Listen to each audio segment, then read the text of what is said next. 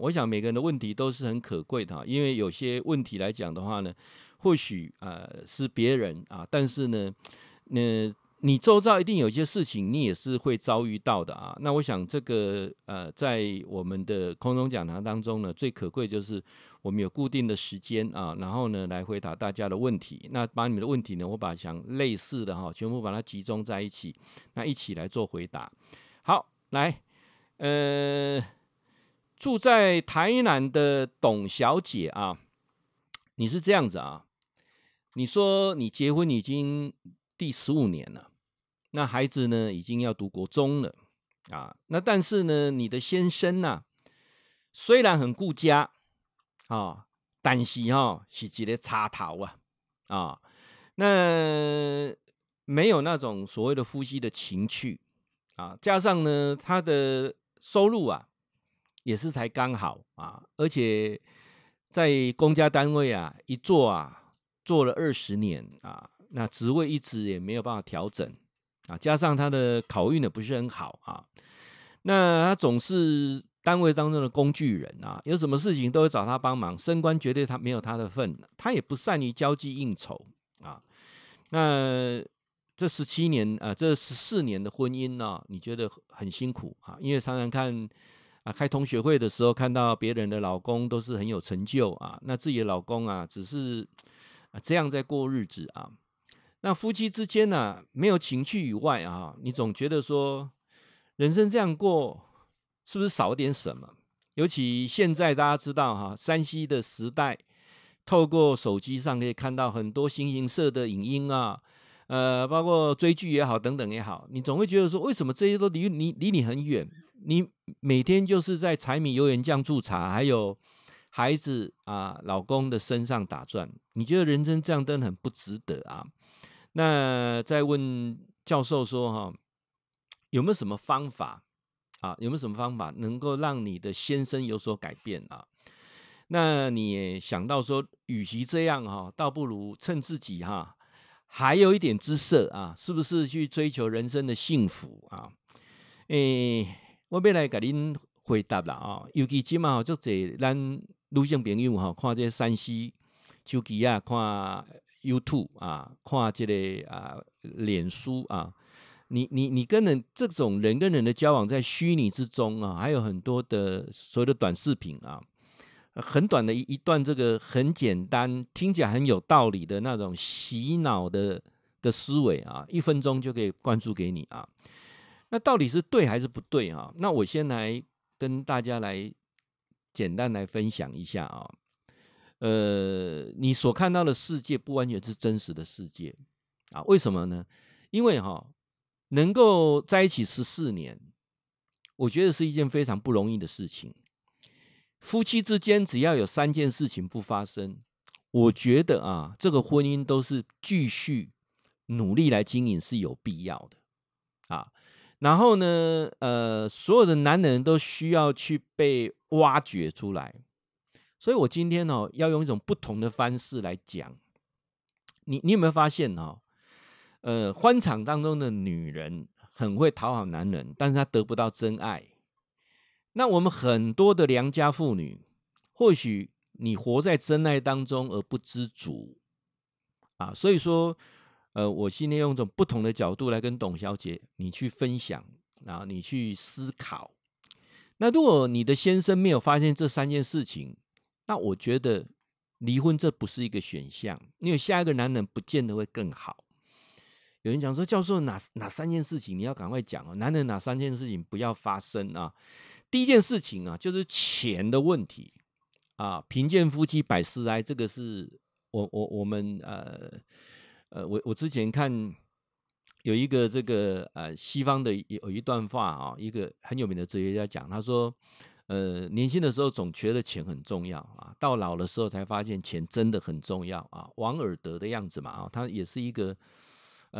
写很多短文他是一个非常另类思维的一个哲学家所以钱的问题我指的不是赚的太少，而是欠的太多。我再强调一次如果你的先生对金钱没有概念，或者是金钱他在操作上出了很大问题，欠了很多钱我想这个要走下去是很辛苦的啊，赚的少没有关系，但是不能欠人家钱啊，不能够欠一大笔钱啊。请各位线上所有女性相信我，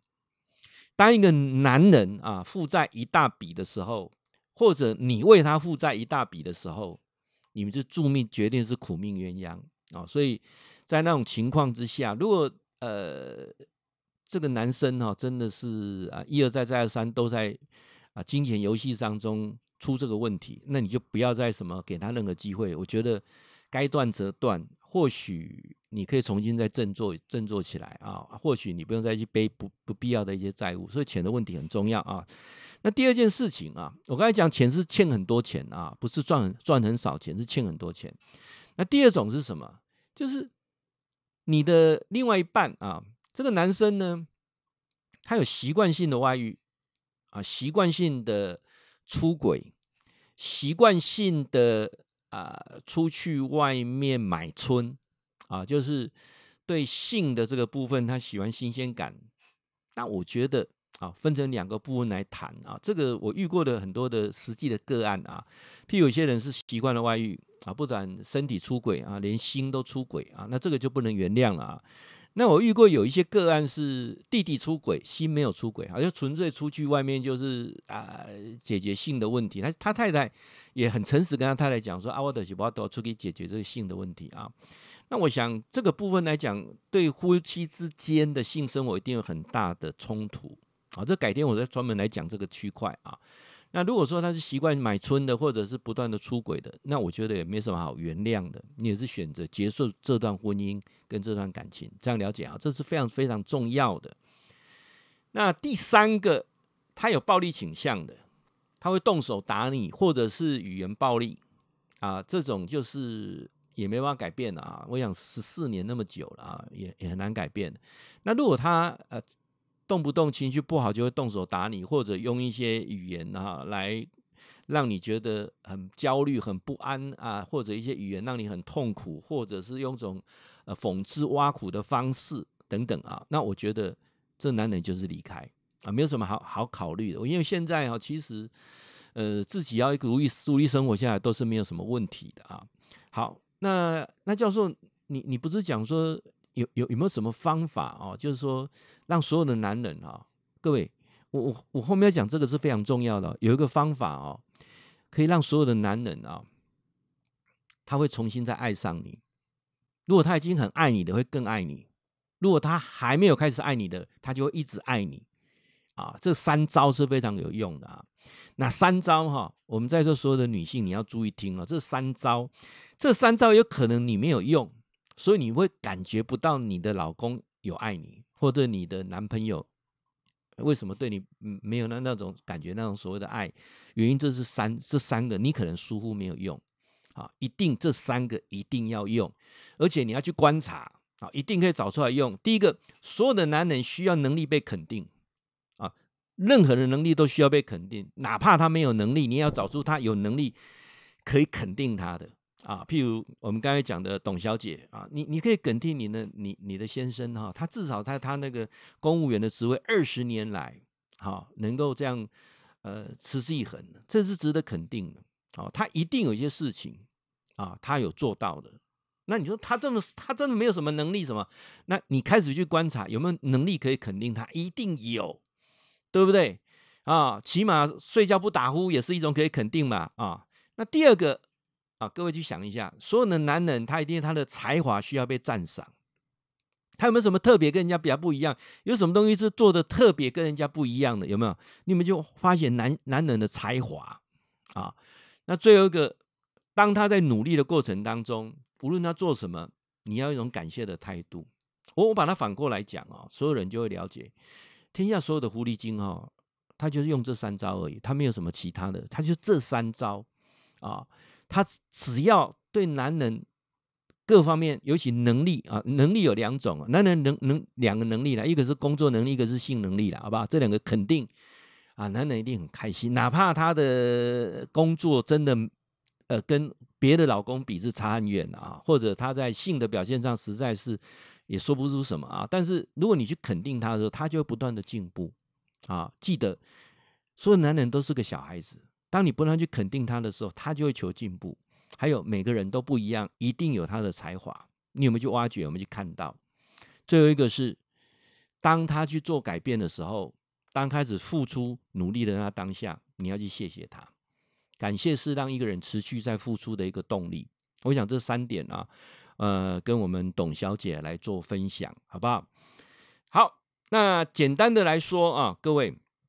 我把它归纳比较简单的说哈，所有的人啊，尤其是男人，有3件事情，就这3件事情，只要你认真做、努力做、不断的做，没有征服不了的男人。所有男人，你只要做这3件事情啊，各位想成为狐狸精的人啊，你做这3件事情，没有男人不晕船的。哪3件事情啊？好像成为狐狸精好像是一大罪过，不是哦，各位你要去想象啊，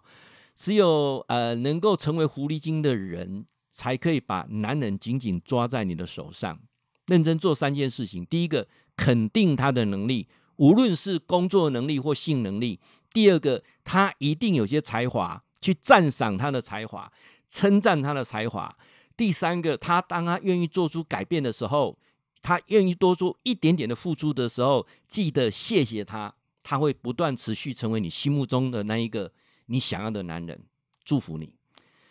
好，那我想今天呢，提到男人这个部分啊，很多男人可能我这样讲，他就蛮有心有戚戚焉，说对哦，我老婆都没有肯定我这3点哦。教授，你今天有谈到啊。好，那我们再来谈一下另外一位呢，是桃园的黄先生啊。桃园的黄先生啊，你是这么说了啊，你说你都不知道你太太在想什么啊，然后呢，你的钱啊全部都交给他，然后呢，你也每天啊要回到家就做家事，孩子呢上下学也是你在接送啊，你是标准的那种好男人啊。然后呢，你觉得你的太太啊，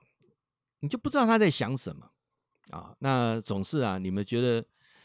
结婚已经第8年了，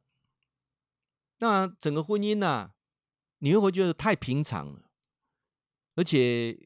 总不能像人家那种电视剧演的啦哦，或者人家讲的说婚姻美满的幸福。你终于印证了一句话啊，这个7年啊，真的是婚姻的一个坟墓啊。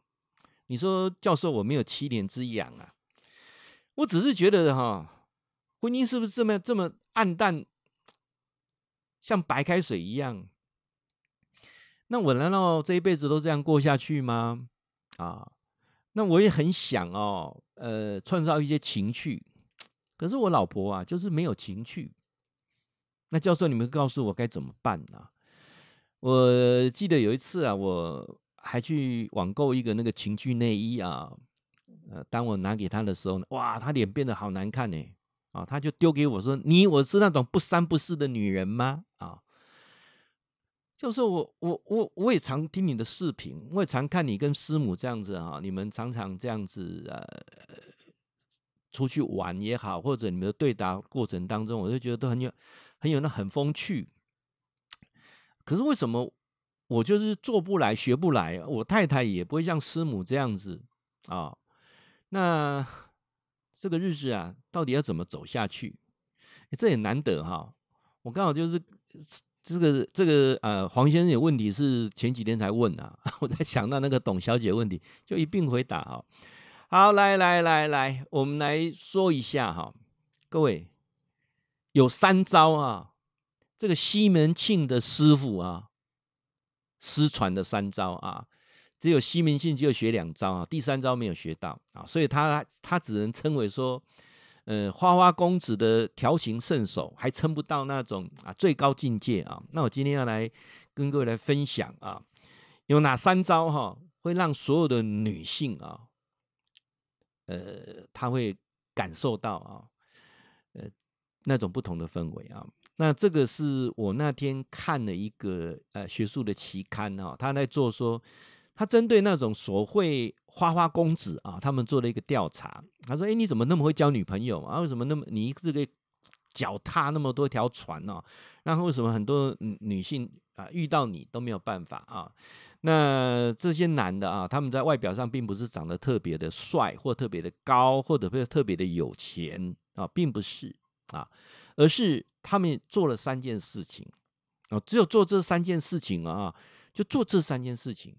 大部分的女性啊都很难抗拒啊。那尤其啊，如果当先生的，你要特别注意啊，这3件事情，如果你老婆还有点姿色啦，还有点竞争力啊，那你要小心啊，因为这3件事情啊，所有的渣男，一般称为那个渣男啊，他们是会必用的这3绝招啊，用了之后啊，大部分的女性都会弄个很准啊。哦，公开家足侪人要讲，到时候都撒娇啊，男生你要用报纸包回去啊，这3招哈。我看了之后，因为我就是习惯把那种比较学术性的东西哈，我用一种比较简单、比较生活化、大家比较听得懂的方式啊，来跟大家分享。尤其我现在在后面的时候呢，会多用1分钟做一个很简短的结论，那是精髓中的精髓，你更要好好的注意听啊。好，来注意听啊，所有的女孩子，所有的大姐、妈妈、阿嬷、欧巴桑啊，不管她几岁，她到100岁，这些女人心中都有一个小女孩。这个小女孩哈，她都一直要去让人家去问说，你有没有注意到我？你有没有关心到我啊？你有没有重视我啊？这个小女孩永远是存在，无论她几岁，她都一直会存在啊。所以说，所有的女性她需要的不是你薪水赚了多少钱准时交给她，然后你做家事，你带小孩啊，这些东西对女孩子来讲，她并不是所谓的能够触动她的心灵。女人是很注重感觉的啊，男人是很注重实际的啊，这2个是不一样的。我们这样讲说，为什么西门庆的师傅他知道这3招，然后呢，很多的渣男，很多的花花公子也用这3招，所以让大部分的女性弄个心准，都撒娇啊。我刚才说过了，你一定要相信我，无论她几岁的女孩子、女人也好，阿嬷也好，她心中一定有个小女人，就是我需要人家去关注我，去了解我，去听我在说什么。所以第1招，时时让她感觉到被关怀所以黄先生请你有空发个 LINE， 请你有空打个电话，请你回到家的时候一定要问一下太太今天过得好吗？今天有什么有趣的事情你会觉得这很无聊，很多男人觉得这很无聊，老夫老妻还谈这个。那我跟各位讲，如果你婚姻要美满、要幸福、要更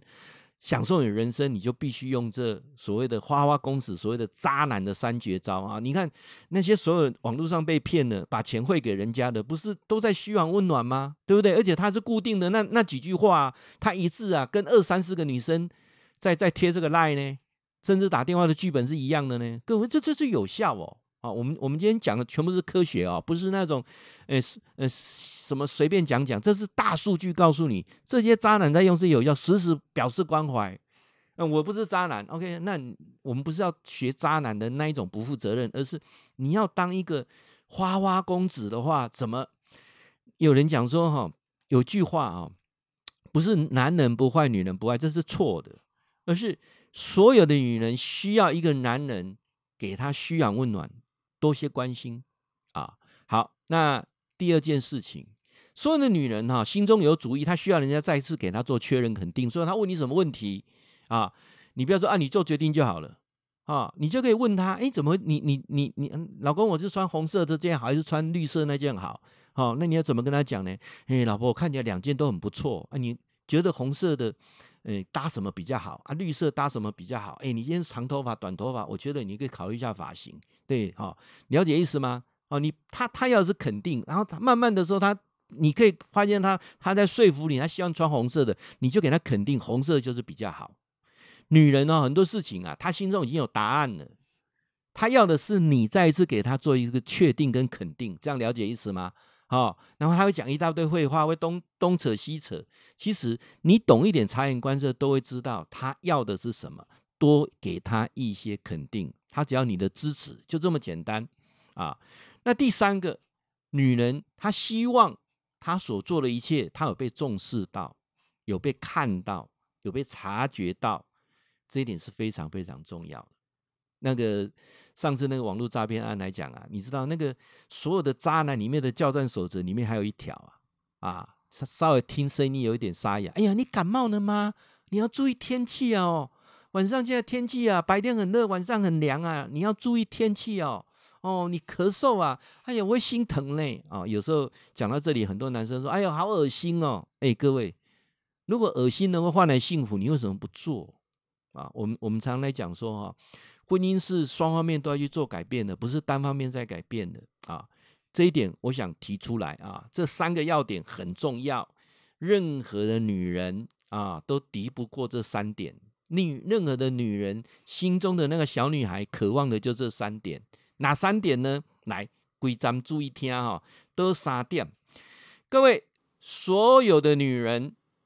都没有办法招架这3招。这3招是花花公子，是西门庆的老师不传的3招。所有的女人会晕船，这3招绝对让她晕船。哪3招？第一个，时时让她感觉到有被关怀，时时的嘘寒问暖。记住固定的时间嘘寒问暖，常态式的，你的另外一半他的感受完全会不一样。第二个，他希望一而再再而三的被肯定，哪怕他心中已经有答案了，给他肯定，给他支持。女人要的那就是叫做依靠。最后一个，记住，女人希望被重视，你要多观察。当你提出有什么不一样的时候，就是表示你有重视到她了。所有女人都需要是被爱的，你听得懂我了吗？好，各位呢，我想今天这些问题我提出来跟大家来分享，也期待我希望未来的直播的方式能够用最简单的方式，用最条理的方式，让你一听就懂。所以你们问我很多问题我都需要我需要一点时间来做整理。我也希望说整理的过程当中，能够让你最有效的方法能够去在你生活周遭能够马上运用得到。好，然后呢，最后一个问题我想要来回答有关我们住这个台北台北的陈先生，你在讲说静坐，你学了很多的静坐都没有办法能够持之以恒，你觉得静坐很难静坐很虚无然后呢，听教授一直在讲说静坐怎么好，但是我就是学不会，那怎么办呢？有没有什么最快的方式可以来学会静坐？好，我一样提出3点静坐3个疑惑，3个迷思，3个让你学不会静坐的3个主因，请你认真听。哪3个主因让你静坐没办法学会？哪3个主因让你静坐觉得好难？哪3个主因让你静坐总之觉得它非常的神秘，很神奇？第一个，静坐就是静坐，静坐就像做瑜伽一样，静坐就像打太极拳一样，它没有什么很复杂的地方，所以不需要把它加上一些有的没的，包括跟宗教做联合，我觉得这样是最不好的。所以静坐就是让你心沉淀下来，让你的大脑的思维去调整到另外一个模式，那个模式可以让你身体的免疫系统变好，那个模式可以让你的身体的各方面的循环变好，那个模式可以让你的精神状态变得好，那个模式可以让你的磁场慢慢调整改变，让你周遭一些你觉得不顺心不如意的事情，会有一个很神奇的力量就会找到你。你会发现在很短的时间当中，很多事情一直在改变。有一句话我送给所有的人修行唯一的目的就是改变自己，修行的唯一的目的就是转念。但是转念怎么样转念是最有效？当你自己弄懂弄清楚了，那个转念是最有效的听人讲道啦，听人讲经啦，对啦，听人讲一块阴阳啦，还是很简单呢。但是那个没有办法进到你的潜意识里面去，让你做快速的改变，因为你还有一个逻辑思考会挡在前面。所以教授来告诉各位，静坐就是一个非常简单的模式，让你进入人生的另外一种状态。人的状态总共有3种，我们现在在听我做直播，在看电视节目，那个叫清醒状态。那个状态当中呢，你会有逻辑思考；那个状态当中呢，你会有一些生活行为的规范。那第二种状态呢，是你睡着了啊，你就睡着了，就休息了啊。那第三种状态就是我们常遇见的做梦啊。那我们静坐就有点类似做梦，就是进到我们那个状态叫中阴啊。我们在教授在讲那个人的那个前世今生的时候，我有说到啊，人有三个状态，一个是活着，一个是死的，一个是死的，活的到死的中间那个中阴啊，49天那个中阴。那这过程当中，就是它像醒也像睡。那这个过程当中呢，是你的人生，尤其你的生命当中有一些不同的能量会在那个过程当中产生啊，非常神奇。所以第一个，你愿不愿意把它当作就像一种运动一样？就像跑步一样，就像健走一样，就像瑜伽一样，就像打太极拳一样，就像游泳一样，它就是一个运动，好吧？你这样想就好了。每天15分钟时间啊，不要超过30分钟。早上起床之后，刷牙洗脸完啊，那先静坐15分钟啊。那如果你可以提早到办公室去，到办公室去静坐也可以啊。那第一个我说了，静坐就是一个固定的，像刷牙洗脸一样都要做的。那你的状态就会开始改变。教授做个补充啊，静坐1次、静坐2次啊，那是没有效果的啊。1个礼拜静坐1次没有效果，1个礼拜静坐2次没有效果，1个礼拜静坐3次还是没有效果啊。那1个礼拜能够每天都静坐才有效果啊。我常说过啊，那你说老师，那我就1个礼拜，你说7次好不好？我就礼拜天做7次，那也没有效果，就每天都做是最有效果的，早晚各1次效果最好啊。早上起来刷牙洗脸完静坐效果是最好的啊。那还有一个呢是晚上要睡觉前洗完澡的时候静坐，洗完澡就去静坐，不是睡觉前静坐，洗完澡精神很好的状况下静坐啊，那个感觉是最好的，那你的效果也是最棒的啊。那第二个，静坐没有任何的仪式。静坐只有一个单一的方法，就是接受杂念，面对杂念，任何的想法念头进来的时候，我们就送他6个字：好，很好，非常好，就这么简单啊，一点都不难。所以我希望啊，各位你可以利用点时间啊，你可以尝试看看。那静坐的时候呢，我们在推广一个就是用跪坐的方式，就是正坐的方式啊。那这样脚本酸不会有一个如果你有来学静坐，会告诉你很简单，你自己3个木板可以定一定很简单的静坐椅啊。那你跪坐的方式有一个最大好处是你的脊椎可以挺直啊。那第二个呢，你的这个颈椎也可以直。静坐有一种最不好的情况啊，以前教授还没有在推正座椅的时候呢，用那一般的椅子静坐，有个最坏的习惯就是人会一直往前倾，那肚骨赶快啊，或者甚至整个往后仰，就躺在沙发上，这个也都不是静坐啊。静坐是一个让你能够接受宇宙能量，能够让你身心灵做很快速的调整的一个非常棒的方法。所以我在说静坐第二个有一个标准的姿势，一定会对你有帮助。不可否认，很多的静坐是用盘坐的方式，那我也相信盘坐是让你身体可以比较正，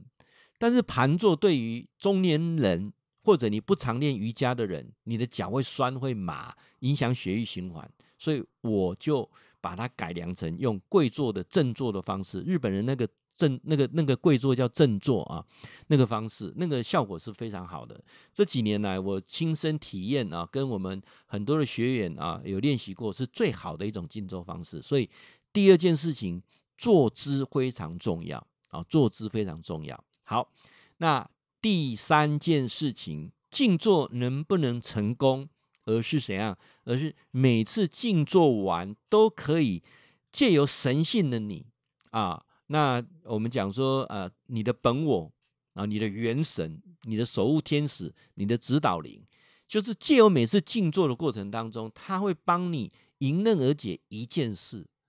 啊，一件事，甚至可以让你的生命当中出现不同的选择。这是我在这么长期在推静坐的过程当中，我觉得是最有效的啊。就是如果你的每次的静坐过程就是什么都没有，那你就不会持续做下去。那教授现在在告诉各位的静坐的方式，就是除了你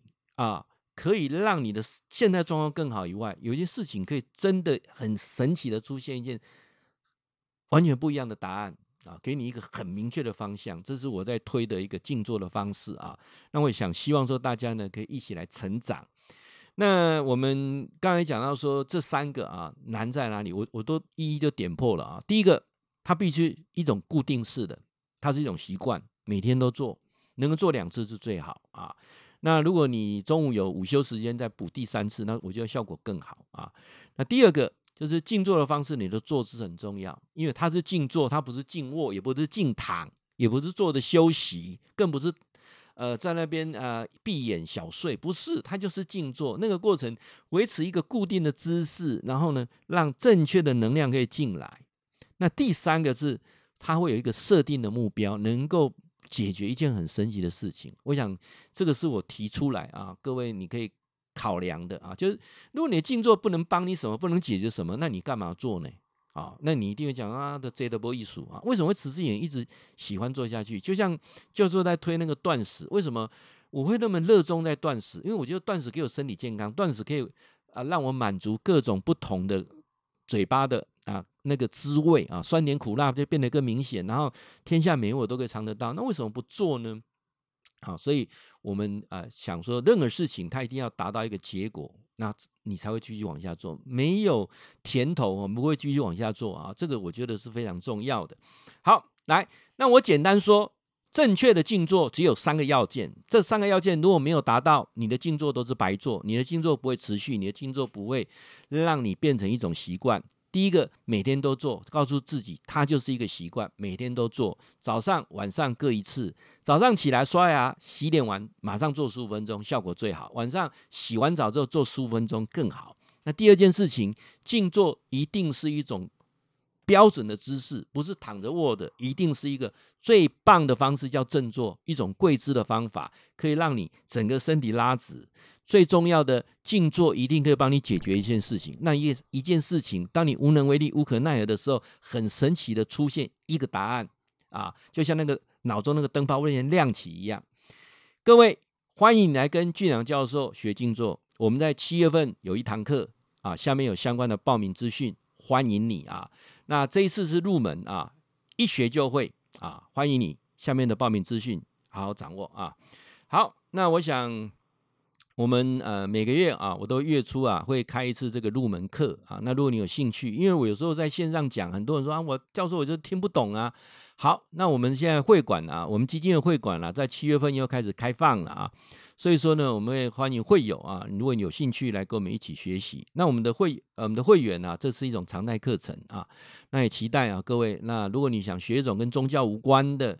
然后呢，让你的身心灵更好的让你能够来知道什么的标准的方式啊，那你变成养成一种习惯，那就欢迎各位报名啊。下面有相关资讯做连结，那也期待我们的缘分长长久久。任何问题也可以 email 给我，也可以赖给我。晚安。